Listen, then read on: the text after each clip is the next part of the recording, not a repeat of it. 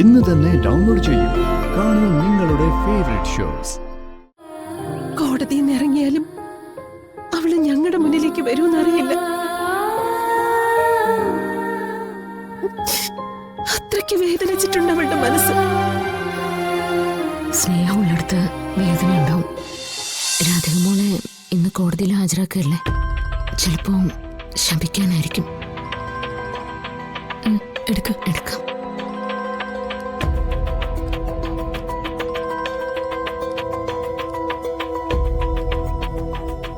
Hello. ആ madam, ഞങ്ങൾ മാഡത്തിനെ അന്വേഷിച്ച് വീട്ടിൽ പോയിരുന്നു. ഞാനും ദേവേട്ടനും. ഞങ്ങള് ഇവിടെ ശിവക്ഷേത്രത്തിനടുത്താ. ആ അറിഞ്ഞു. അയൽപക്കത്തെ ഒരു കുട്ടി പറഞ്ഞു. ഞങ്ങൾ വരുന്നവരെ ഒന്ന് വെയിറ്റ് ചെയ്യണം മാഡം. ആ ശരി. ശരി.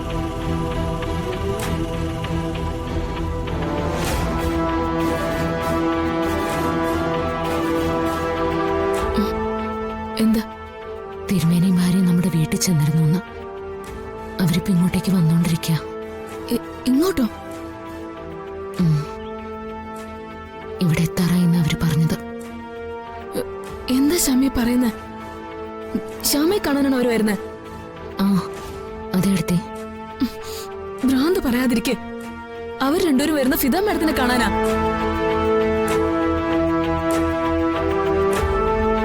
അല്ലാതെ ഈ രൂപത്തിലുള്ള ശ്യാമയെ കാണാനല്ല. ഇനി എന്ത് ചെയ്യും അടുത്തേ? ഈ രൂപത്തില് ശ്യാമയെ കാണുന്ന പ്രശ്നോ? ഒന്നുകിൽ കാറ് പോയിരുന്ന് പെട്ടെന്ന് ഡ്രസ്സ് മാറ്, അല്ലെങ്കിൽ നമുക്ക് ഇവിടുന്ന് പെട്ടെന്ന് പോണം. അവര് വരുന്നു പറഞ്ഞിട്ട് ഇപ്പൊ ഒഴിവാക്കാൻ പറ്റില്ല. ഇനിയിപ്പോ പെട്ടെന്ന് ഡ്രസ് ചേഞ്ച് ചെയ്യാം.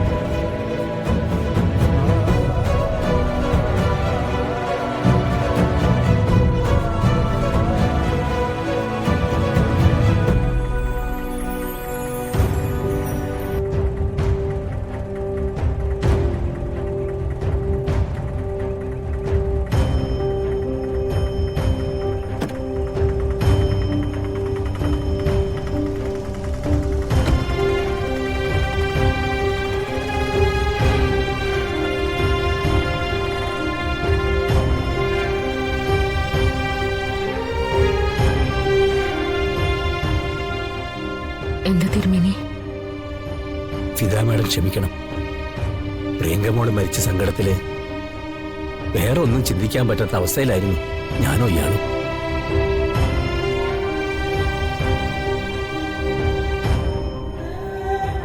കുറ്റക്കാരിയാണെന്ന് പറഞ്ഞ് എല്ലാവരും രാധിക മോൾക്ക് നേരെ വിരൽ ചൂണ്ടിയപ്പോ ആ കൂട്ടത്തിൽ ഞങ്ങളും വന്നു. പക്ഷേ പ്രിയങ്കമോൾക്ക് ബലിയർപ്പിച്ച് തിരിച്ചു വന്നിട്ട് ഭഗവാന് പ്രാർത്ഥിച്ച് മാത്രമാണ് ഞാനിരുന്നത്. രാധികമോള് തെറ്റുകാരിയാണെന്ന് എന്റെ ഭഗവാനോട് ഞാൻ 1000 വട്ടം ചോദിച്ചു.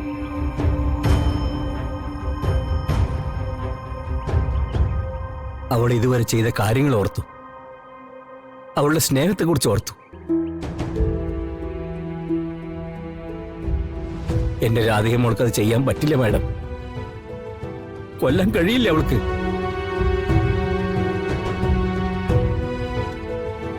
ഇന്നലെ രാത്രി മുതൽ തുടങ്ങിയ കരച്ചില്ല. നേരം വെളുത്തപ്പോ എന്നോട് പറഞ്ഞു ഫിദ മാഡത്തിന്റെ അടുത്ത് പോണമെന്ന്. ഈ ലോകം മുഴുവൻ ഒന്നിച്ചവളെ കുറ്റപ്പെടുത്തിയാലും ഞാൻ അവളെ വിശ്വസിക്കണമായിരുന്നു. കാരണം അത്രയ്ക്ക് അവൾ എന്നെ വിശ്വസിച്ചിട്ടുണ്ട്. ദൈവത്തിനെ പോലെ കണ്ടിട്ടുണ്ട്.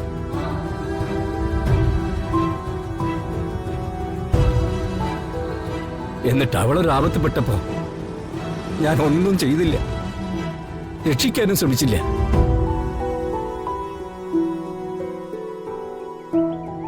എന്തിന്? കൺമുമ്പിൽ അവൾ വന്ന് നിന്നപ്പോഴും ആട്ടി ഇറക്കിയതല്ലാതെ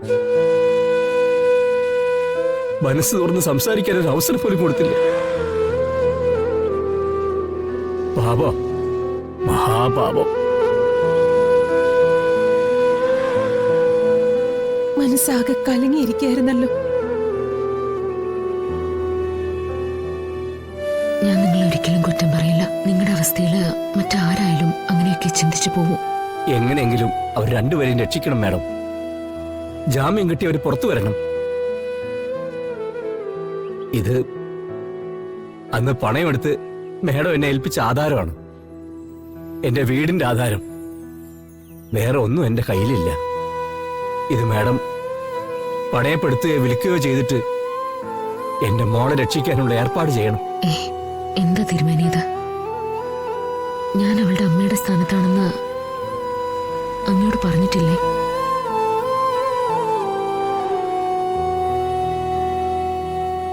അത് സത്യാണ്. തിരുമേനിയുടെ ഈ ഒരു ചിന്തയുണ്ടല്ലോ, അത് മാത്രം മതി രാധികമോള് പുറത്തിറങ്ങാനായിട്ട്. കോടതിയിൽ നിന്ന് ഇറങ്ങിയാലും അവള് ഞങ്ങളുടെ മുന്നിലേക്ക് വരുമെന്നറിയില്ല. അത്രയ്ക്ക് വേദനിച്ചിട്ടുണ്ട് അവളുടെ മനസ്സ്. സ്നേഹമുള്ളിടത്ത് വേദന ഉണ്ടാവും. അവള് നിങ്ങളെ വെറുക്കാനോ? അതൊരിക്കലും ഉണ്ടാവില്ല.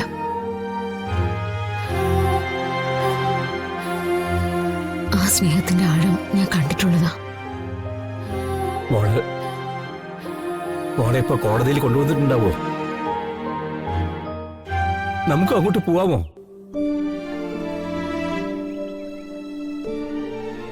തിരുമേനി വരണ്ട, വീട്ടിലേക്ക് തിരിച്ചു പോയിക്കോളൂ.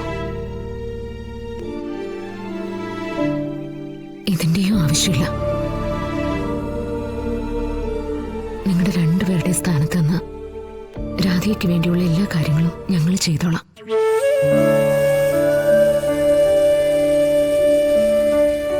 ഞങ്ങള് കോടതിയിലേക്കാ. അങ്ങേക്ക് ഞാൻ വാക്ക് തരുന്നു, രാധികയെ അങ്ങയുടെ മുന്നിൽ